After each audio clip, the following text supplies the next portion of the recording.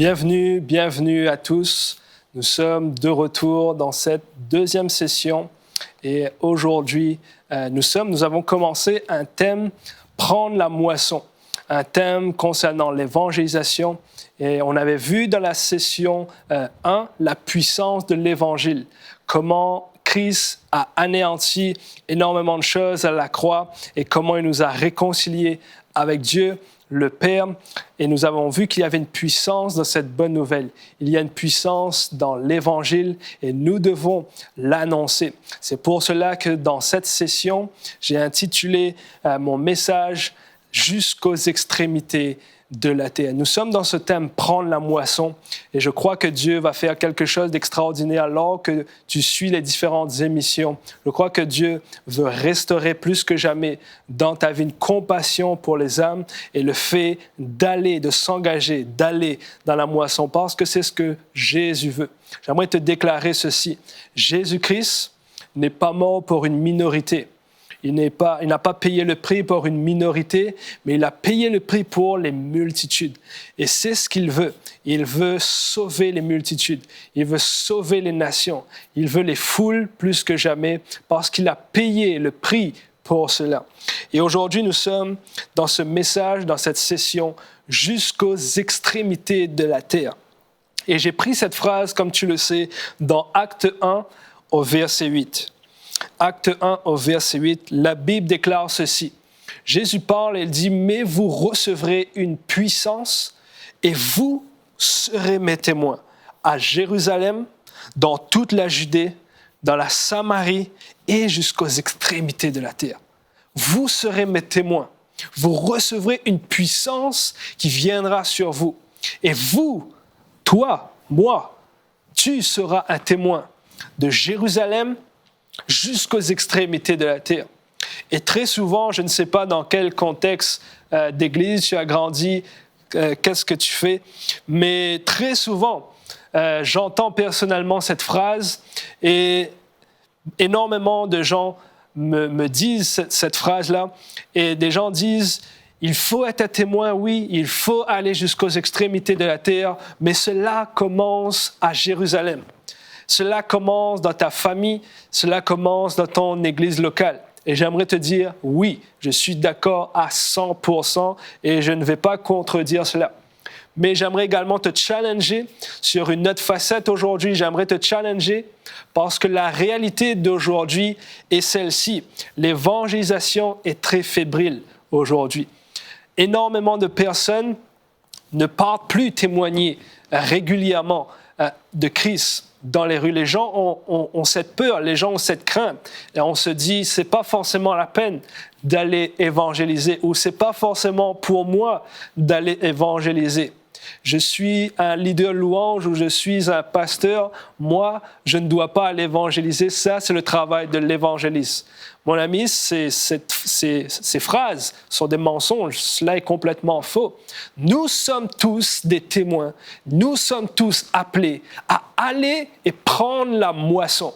Je n'ai jamais vu personne venir à l'église et dire « Moi, aujourd'hui, croiser les bras » et dire « Moi, aujourd'hui, je ne vais pas lever mes mains, je ne vais pas adorer parce que je ne suis pas un leader louange. » C'est le leader louange, c'est celui qui joue, c'est lui d'adorer Dieu. Moi, je ne le fais pas parce que je ne suis pas un leader louange. Personne ne le fait.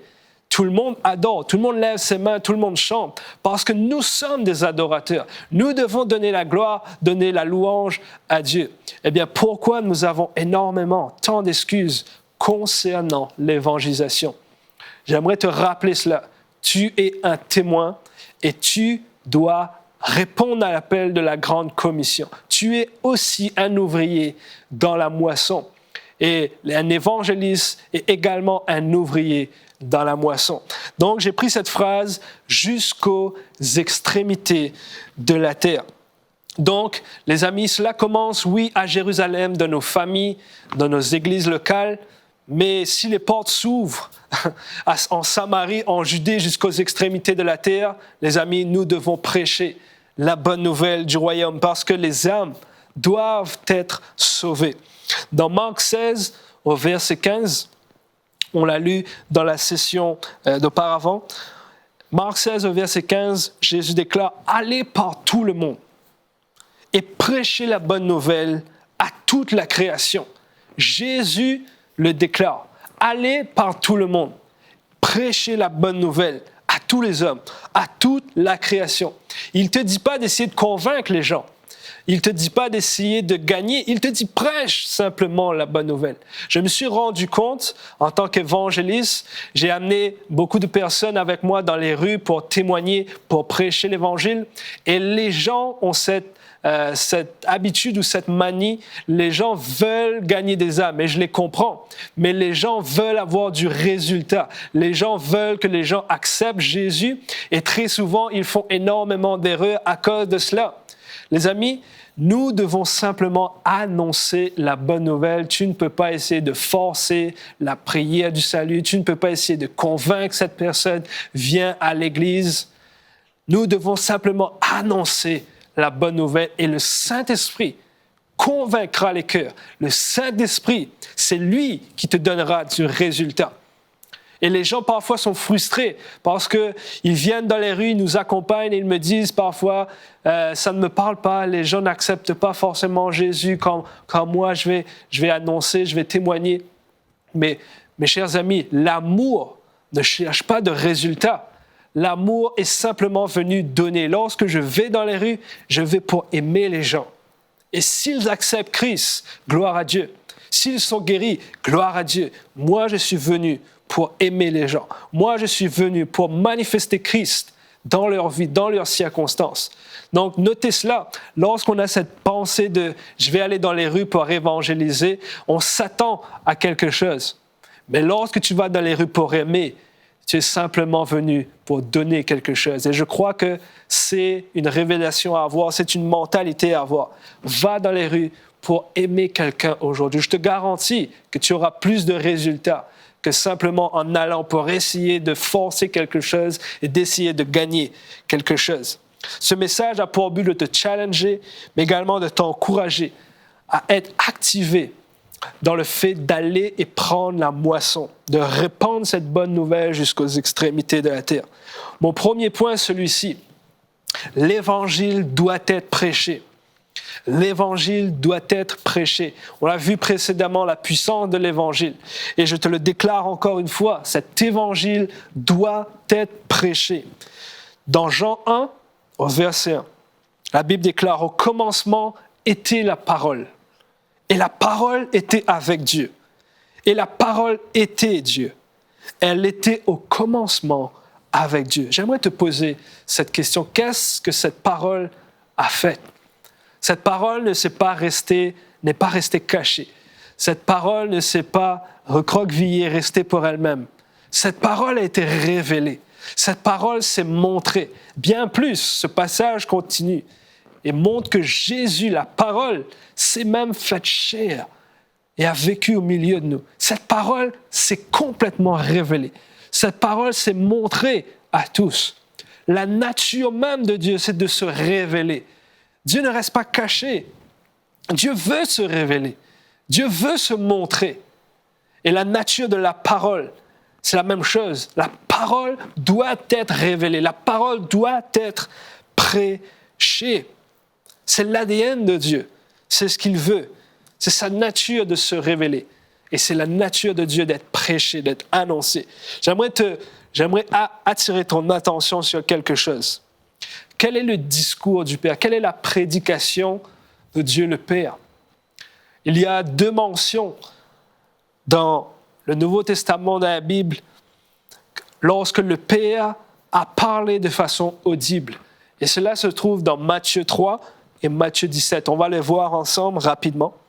Matthieu 3 au verset 16, lors du baptême de Jésus.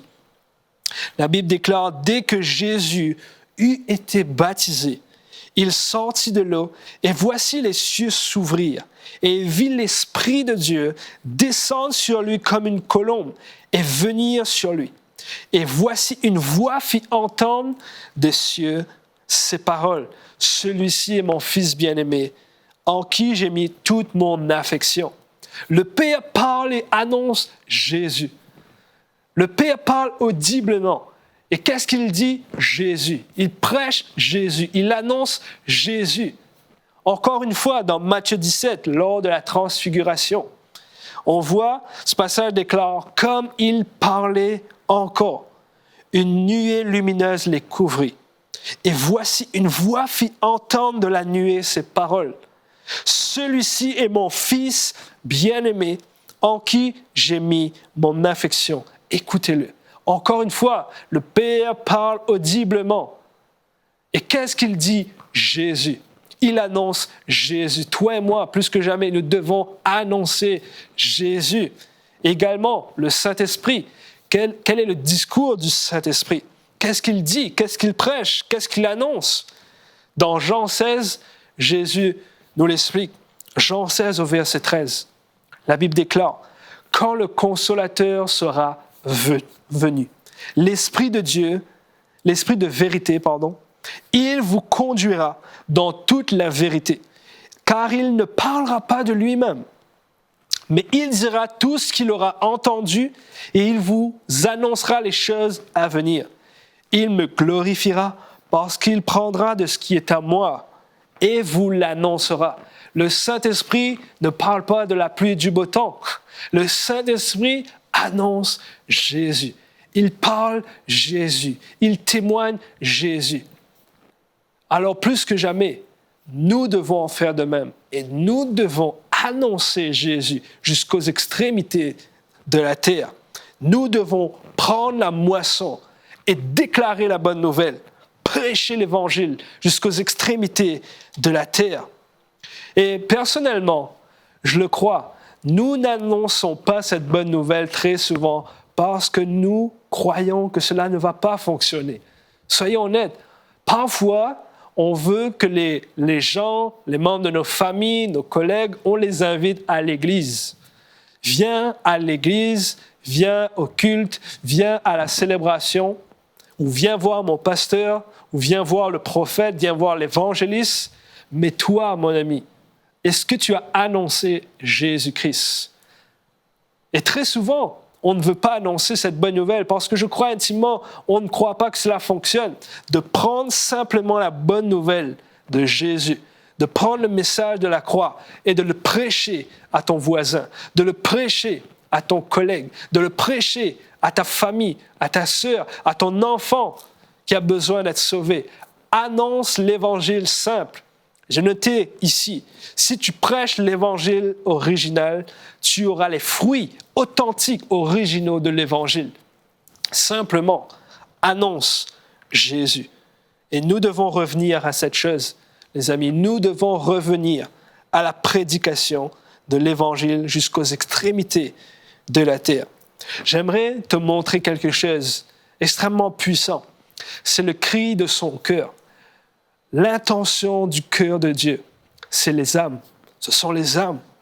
Dans Ésaïe 6, au verset 8, la Bible déclare ceci. Ici, c'est Ésaïe. Et il dit, « J'entendis la voix du Seigneur, disant, qui enverrai-je? Et qui marchera pour nous? Je répondis, me voici, envoie-moi. » Ésaïe, dans ce passage, si tu le connais, Ésaïe est dans une louange, dans une adoration, dans une vision extraordinaire, intense. Il voit les séraphins, les anges crier, s'élever, chanter, Saint, Saint, Saint. Et il est dans cette adoration, il est dans cette présence, dans cette gloire de Dieu.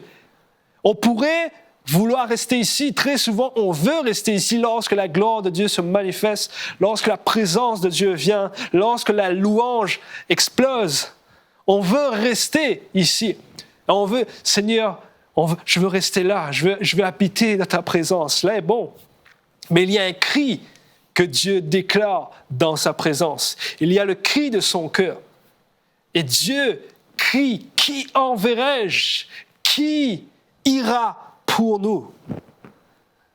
Et Ésaïe, à ce moment-là, a capté le cœur de Dieu. Il a entendu le cri du cœur de Dieu, l'intention de son cœur. Et il s'est dit, envoie-moi, Seigneur. Savez-vous que dans la vraie adoration, il y a toujours un fardeau qui est communiqué pour les êtres. Dans la vraie adoration, Dieu parle. Dans la vraie adoration, c'est toi qui écoutes Dieu. C'est lui qui parle. C'est lui qui te communique ses intentions, sa compassion, son plan pour l'humanité, pour ta vie, pour les autres. Il y a un lien étroit entre l'adoration et l'évangélisation. Et ici, on voit que dans cette présence extraordinaire, dans cette louange, Dieu ne voulait pas que cet homme reste ici. Il dit, qui enverrai-je maintenant? Qui ira pour nous? Et Ésaïe répond à l'appel, envoie-moi, Seigneur. Là où tu es, élève ta voix, dis, Seigneur, envoie-moi dans la moisson. Envoie-moi prendre la moisson pour ta gloire. Et dans la vraie adoration, il y a un fardeau qui est communiqué, le fardeau de sa volonté, le fardeau de ses intentions, de son plan. Dans la vraie adoration, Dieu te poussera toujours à aller vers les âmes, à aller témoigner à quelqu'un. Prends ta voiture, je ne sais pas, va témoigner à quelqu'un parce que cette personne a besoin d'entrer dans la communion dans laquelle tu es. C'est impossible d'être un vrai adorateur et de ne pas avoir une compassion pour les perdus. Impossible. Alors que tu expérimentes l'adoration, Dieu va toujours te communiquer son cœur, une passion pour les âmes. Les gens me disent, Olivier, je veux plus de compassion pour les âmes. Je leur pose la question, est-ce que tu sais adorer Jésus? Parce que si tu adores Jésus, je te garantis, le fardeau pour les âmes va prendre place dans ta vie. Tu vas commencer à prier, à pleurer pour les âmes. Seigneur, sauve ma ville. Seigneur, sauve ma famille. Seigneur, envoie-moi être une source de bénédiction pour ma nation. Je te garantis, dans l'adoration, Dieu crie, qui ira pour nous? Et j'aimerais prendre une histoire assez intéressante et qui illustre très bien ce que je viens de partager. Comme je l'ai dit, Christ n'est pas mort pour une minorité, il est mort pour les multitudes et il veut sauver les multitudes. Et j'ai noté également ici un désir pour les âmes. Dans 2 Samuel 23, il y a une histoire intéressante ici. À partir du verset 15, et la Bible déclare, David eut un désir. David eut un désir. Et il dit, qui me fera boire de l'eau de la citerne qui est à la porte de Bethléem? Alors, les 3 vaillants hommes passèrent au travers du camp des Philistins et puisèrent de l'eau de la citerne qui est à la porte de Bethléem. Ils l'apportèrent et la présentèrent à David. Il ne voulut pas la boire et la répandit devant l'Éternel. David a simplement un désir. Qui me fera boire de l'eau de la citerne qui est à la porte de Bethléem?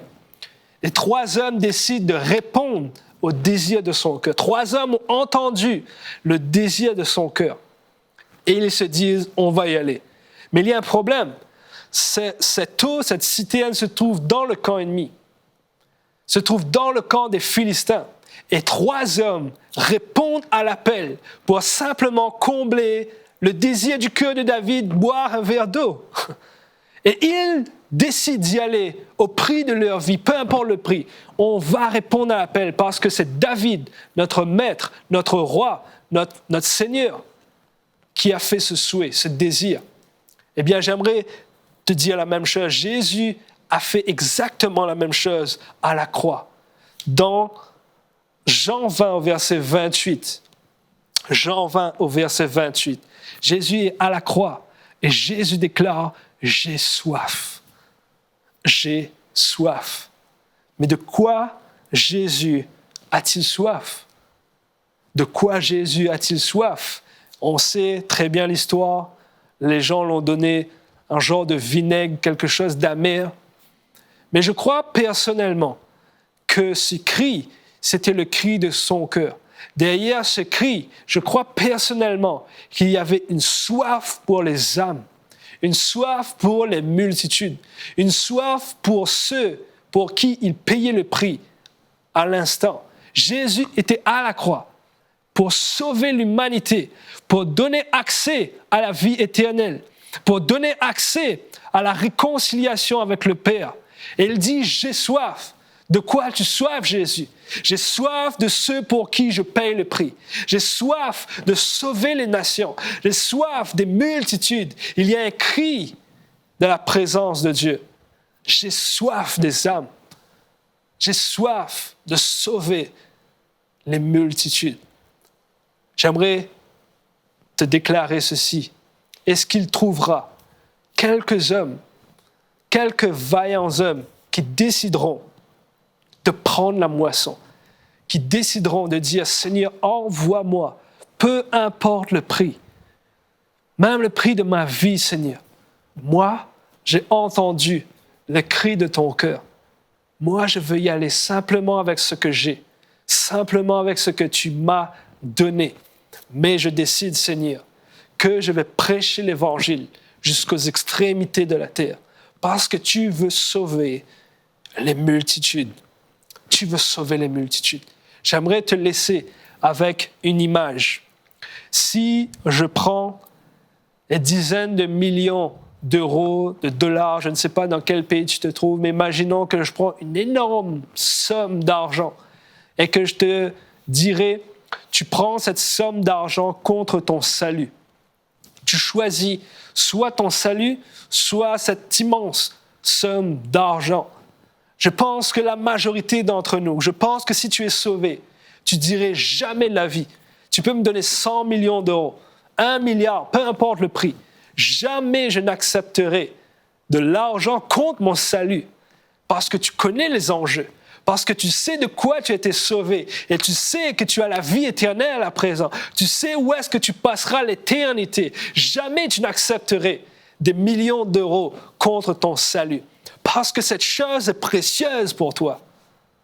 Parce qu'elle a de la valeur, ce salut. Eh bien, j'aimerais te dire ceci.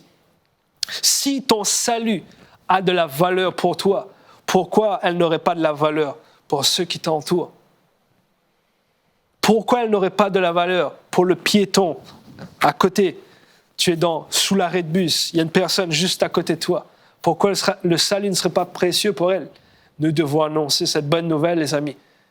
Nous devons prêcher l'Évangile. Le salut est accessible. Nous portons une bonne nouvelle. Jésus-Christ sauve.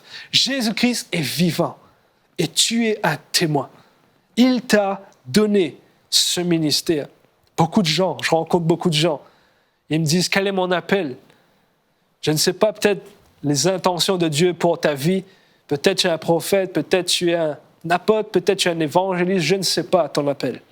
Mais je sais une chose, c'est que dès à présent, tu es un témoin. Dès à présent, tu es un chrétien, un petit Christ. Dès à présent, tu peux témoigner de Jésus partout où tu es, partout où tu vas. J'ai mis dans mes notes ici, tu as donné ton cœur à Jésus. C'est le temps de donner ta bouche à Jésus et de prêcher l'Évangile comme jamais, de l'annoncer, d'annoncer la bonne nouvelle partout, partout, partout. Vous savez, le diable connaît cette puissance. Le diable a fait en sorte de travailler fort pour placer énormément de mensonges dans le corps de Christ, de sorte que personne n'annonce l'Évangile. La Bible déclare dans 2 Corinthiens 4, au verset 4, si je ne me trompe pas, que le diable, le Dieu de ce siècle, a aveuglé l'esprit de l'intelligence des gens pour ne pas qu'ils voient briller la splendeur de l'Évangile.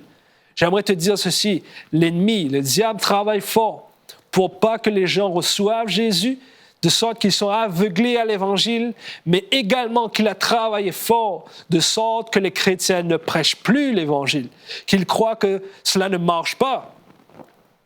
Eh bien, c'est le temps, mon ami, c'est le temps d'enlever ce voile, parce que l'Évangile est accessible maintenant. L'Évangile est une puissance pour maintenant, et nous devons la répandre jusqu'aux extrémités de la terre, et dire, Seigneur, envoie-moi. Envoie-moi. J'ai capté, Seigneur, le cri de ton cœur. J'ai une compassion pour les âmes. Maintenant, Seigneur, envoie-moi, envoie-moi, envoie-moi. J'aimerais prier pour toi.